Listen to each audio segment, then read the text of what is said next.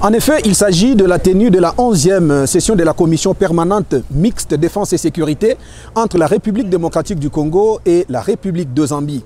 C'est un cadre permanent qui se tient presque chaque année et réunissant les délégations gouvernementales de deux pays sous le leadership de deux chefs d'État. Nous citons son Excellence Félix Antoine Tshisekedi Tshilombo et Hakainde Hichilema, respectivement président de la République démocratique du Congo et de la Zambie.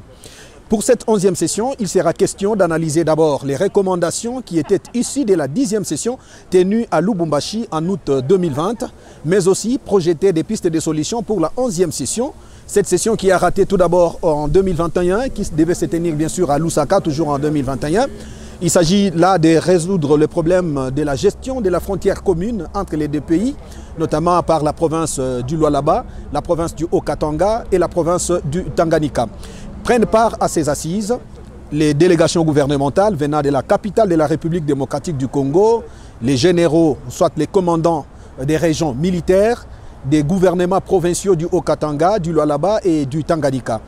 Aujourd'hui, juste après le lancement par les co-présidents de cette assise, les travaux vont se poursuivre en commission. Il y a la commission défense et sécurité publique, la commission défense et sécurité d'État, mais aussi l'autre commission qui parlera des échanges économiques, la coopération bilatérale entre la République démocratique du Congo et la Zambie. Alors ces travaux vont se poursuivre et vont se dérouler durant 3 jours, c'est-à-dire déjà le 16 c'était l'arrivée des délégations des deux pays, le 17 c'est aujourd'hui donc le lancement officiel par le directeur de cabinet du ministre national de l'Intérieur de la République démocratique du Congo et son homologue, bien sûr, le ministre de l'Intérieur de la Zambie. Et ces travaux vont se clôturer le 20. Ce sera la fin donc de travaux déjà ce mercredi. Les travaux des commissions seront reportés par les rapporteurs des commissions, la commission défense. Alors, pour ce qui est de la province du Tanganyika et du Haut-Katanga, il est question de voir comment la gestion de la frontière commune à partir du territoire de Pweto, à partir de Sakania, mais aussi la province du Tanganyika, le territoire de Moba, qui fait aussi problème vis-à-vis du décret signé par le président Mobutu Sese Seko Kuku-Bendu Azabanga, président de la République du Zaïre à l'époque, et le président David Kenneth Kaunda, le président de la Zambie d'antan, le 18 septembre 1989. Selon ce traité, la Zambie avait accepté volontiers de céder une partie de son territoire appelé la poche de Kalanda, à la République démocratique du Congo, province du Tanganyika, en contrepartie avec le lac Bangwelo, qui était entièrement congolais et qui devait cette fois-là, et qui appartient jusqu'à aujourd'hui à la République de Zambie.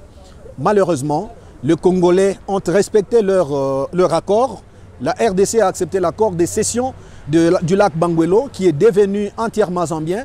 Malheureusement, la République de Zambie continue à garder la poche de Kalanda, avec une occupation militaire qui effraie vraiment la population congolaise, des intimidations, il y a aussi de l'extorsion, des violations, des survols de la zone aérienne congolaise, des patrouilles maritimes sur les eaux congolaises au niveau de Moliro et directement sur le pic du mont Kipimbie. Alors, il sera question pour cette 11e session d'analyser qu'est-ce qui a été fait pour la 10e session et qu'est-ce qui peut être fait pour la 11e session afin de chuter sur des solutions idoines.